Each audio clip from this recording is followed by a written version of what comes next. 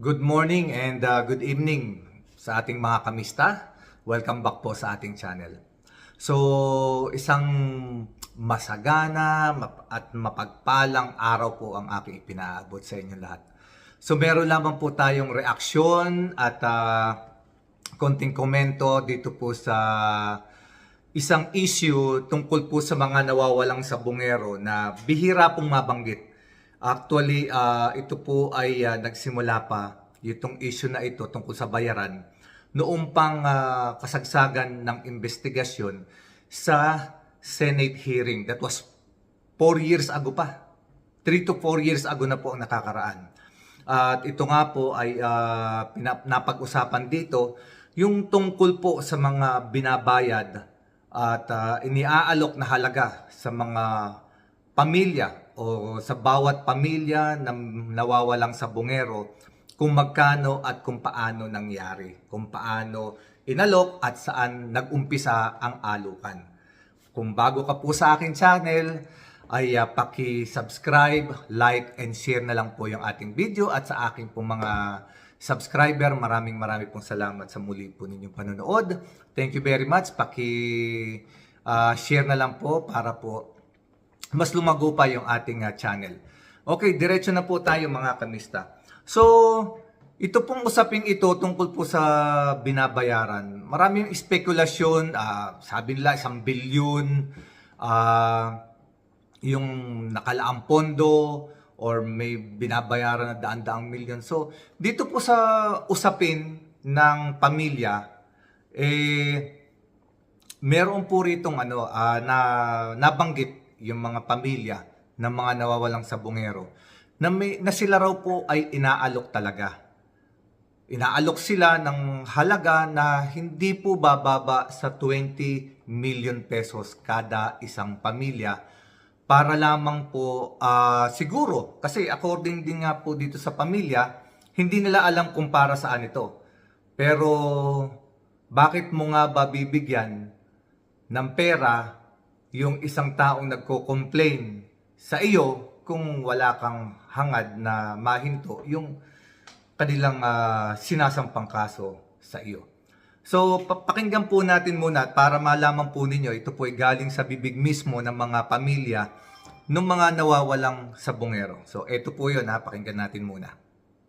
Hindi pa man gumugulong ang kaso laban sa mga nasa likod ng pagdukol sa online sabong master agent na si Ricardo Lasco, nakatatanggap na umano ng alok ng malaking pera ang kanyang pamilya. We are being offered una 15 up to 20 million. Hindi namin alam para kung saan yung 20 million. Kaya lang the mere fact na ino-offer sa amin yun, sino na hindi mag-iisip. Intention yun para tumahimik kami. Agosto 30, 2021, nang dukutin si Lasco sa kanyang bahay sa San Pablo, Laguna ng mga armadong lalaki na nagpakilalang NBI pero napag-alamang mga pulis Calabarzon pala. Okay, tuloy natin sa susunod na video. Sa Laguna, ang pag-urong ng mga complainant sa case number 1, posible umanong makaapekto sa ibang mga kaso ng pagkawala ng mga sabongero. Ipinagtataka rin ng mga pamilya ng ibang nawawalang sabongero kung bakit bigla na lang umurong ang kanilang mga kasamahan. Kasi from the start, sila nagsimula nung laban eh. Sa kanila nagsimula yung laban na pag-ere ng isang sabongero na to. Dahil lang ba sa pera, sisira yung paninindigan mo at yung pamilya mong nawawala dahil sa pera ipagpapalit mo. Nire-respeto namin kung ano naging desisyon nyo. Nandito lang kami. Basta isa lang masasabi namin sa inyo. Sana hindi kayo magsisi sa ginawa nyong pagpababayad kung kayo nga ay talagang na-settled na. Magtitiyak ni Remulla sa Okay, mga kamista.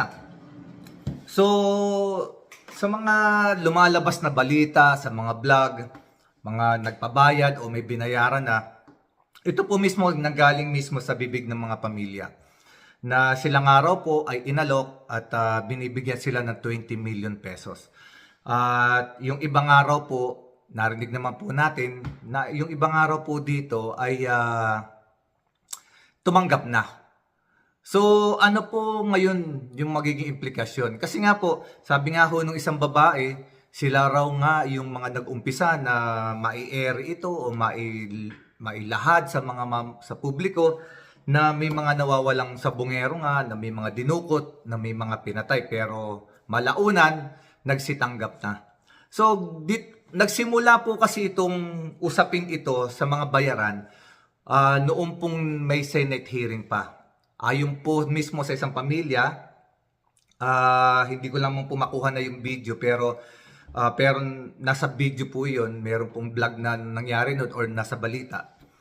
Yung isang pamilya ay kinuwento niya kung paano sila kinumbinsi na mabayaran o mabigyan. Ang sabi daw po kasi ganito, habang nasa meeting sila o nasa investigasyon sa Senate hearing ng mga panahong iyon, sila raw po, mga pamilya na nandoon na umaten sa hearing, ay ipinatawag sa isang kwarto mismo sa loob ng Senado.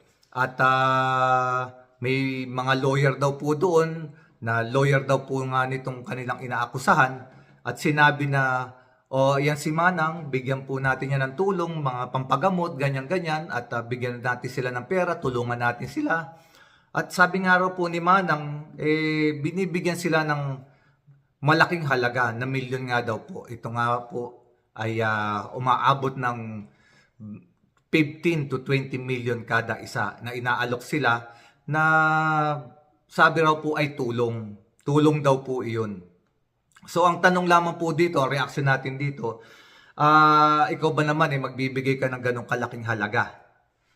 Napakalaking halaga nun sa isang tao para wala kang hingiin na pabor. Alam naman natin na yung mga taong ito ay nandoon dahil nagrereklamo sila, tumahanap sila ng hustisya, meron silang idinidiin na isang tao tungkol sa pagkawala ng mga pamilya nila na sabungero. So siyempre, ano ba sa tingin natin? Kayo mga kamista, ano ba sa tingin ninyo? Ano yung areglo or ano yung kondisyon or ano yung kapalit ng pagbibigay ng ganong kalaking halaga? At kung tutuusin nga po mga kamista, sa natitira na mga pamilya na sabungero na lumalaban, ito po ay 34 families. Kung bawat isang pamilya nga po ay talagang may nakalaan na 20 million pesos, aba ito po ay nagkakahalaga ng 680 million na napakalaking halaga mga kapamilya para po yun sa 34 families. Paano pa po ko yung mga ibang pamilya na hindi na sumasama sa 34 family, na yung naunang araw po na nagpaareglo na, siguro totoo yung chismis na 1 bilyon ang talagang nakalaan na pondo para areglohin at paatrasin itong mga pamilya ng mga nawawalang sabungero para itigil na nila or manahimik na nga sila para huwag na ituloy ang kanilang reklamo at manahimik na yung issue. So mga kamista, ito ay ating reaction lamang. Ito ay ating komento lamang na talagang siguro ay napakalaking tao nga nang nasa likod nitong nangyaring krimen na ito. Kasi ang 1 bilyon ay hindi po maliit na halaga para ilaan lamang sa mga pamilya na nagrereklamo, para ilaan, para manahimik na, para matigil na yung paghahabol nila. 1 billion pesos mga kamista, napakalaking halaga po niyan. Hindi po yan maliit. Siguro ho, matutuyo na ang laway ng buong barangay sa pagbibilang. Kasi babasahin mo ng laway yung dila mo, kung yan ibibilangin mo ng manual, ipabilang mo sa isang barangay, baka tuyo na ho lahat ng laway ng mga nasa isang buong barangay na yun, hindi pa tapos magbilang ng 1 billion pesos. Ganyan po karami yung perang yun mga kamista. At syempre, hindi mo rin masisisi yung iba.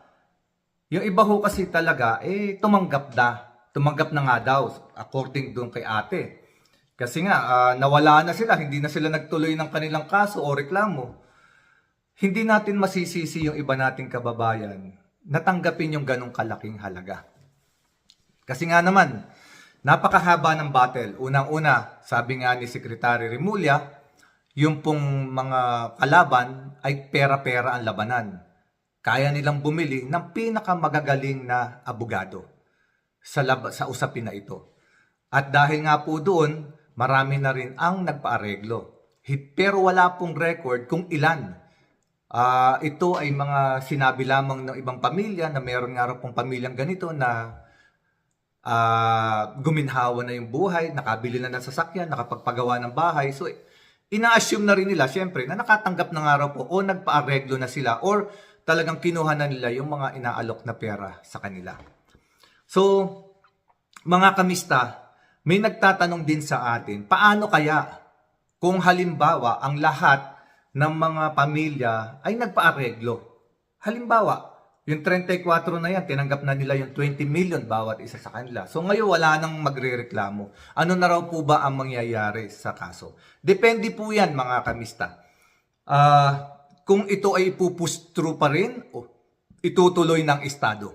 Sa sitwasyon po ngayon, tahasang sinasabi ni Secretary Remulla na the state has a great interest doon sa kasong ito dahil hindi raw po nila ito papayagan na kung sino yung may mga pera ay siya ang magdidesisyon kung sino ang mamamatay at mabubuhay.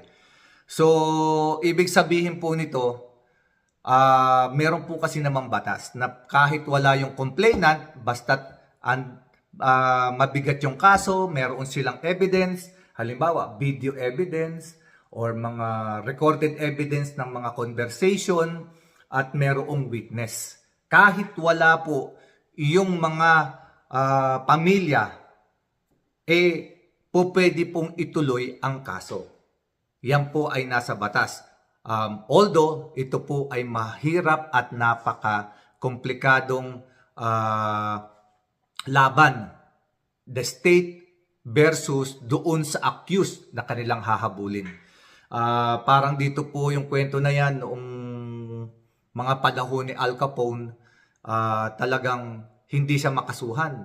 So, sinilip na lamang siya sa isang kaso na maaaring hindi na siya makatakbo. Hindi siya makasuhan sa smuggling, hindi siya makasuhan sa extortion, hindi siya makasuhan sa murder kasi marami siyang koneksyon sa loob ng gobyerno. Ano ang ginawa ng State Department? Ang ginawa ng State Department ng Amerika para maitumba nila o matigil na yung kasamaan ni Al Capone noong time na yon, isa lamang ang kanilang sinilip. Hindi nagbabayad ng tamang taxes si Al Capone. At doon nila ito ginisa at naipakulong na nga nila ito dahil sa tax evasion. Dahil malaking kasalanan po dito sa bansang Amerika ang hindi ka magbayad ng tamang tax o buwis.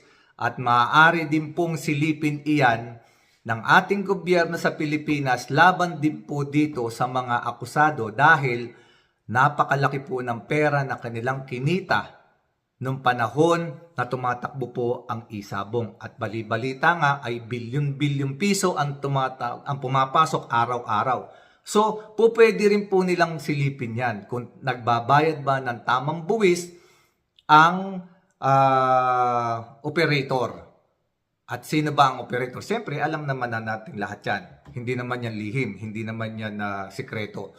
So mga kamista, kung kayo po ay may nalaman ng konti sa aking vlog at nasiyahan kayo, paki-like naman po, paki-thumbs up, paki-like and share do sa mga bago nating mga viewer. At maraming po salamat kung umabot na po dito sa aking channel na ito hanggang sa oras na ito. Paki-comments naman po. And shout out po sa lahat ng aking mga subscriber na walang sawa na nanonood sa aking vlog. Thank you very much po sa inyong lahat. At sa susunod na vlog po, babawi po ako kasi 5 araw ako hindi nakapag-vlog. Na destino po kasi ako sa medyo malayo. At wala pong signal, nasa bundok po kami. So, ang hirap po ng signal ni hindi ako makapanood ng YouTube or makapanood ng kahit na ano.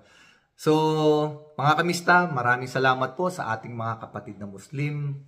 Assalamualaikum. God bless us all. Pagpalain po tayong lahat. Hindi po natin pinag-uusapan dito kung anong ating political affiliation.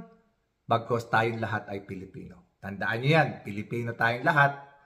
Kailangan po meron tayong pakialam sa ating lipunan. Maraming salamat po mga kamista. Pagpalain kayo ng Diyos at naway lagi tayong safe saan man tayo pumunta at may maayos na kalusugan. God bless us all.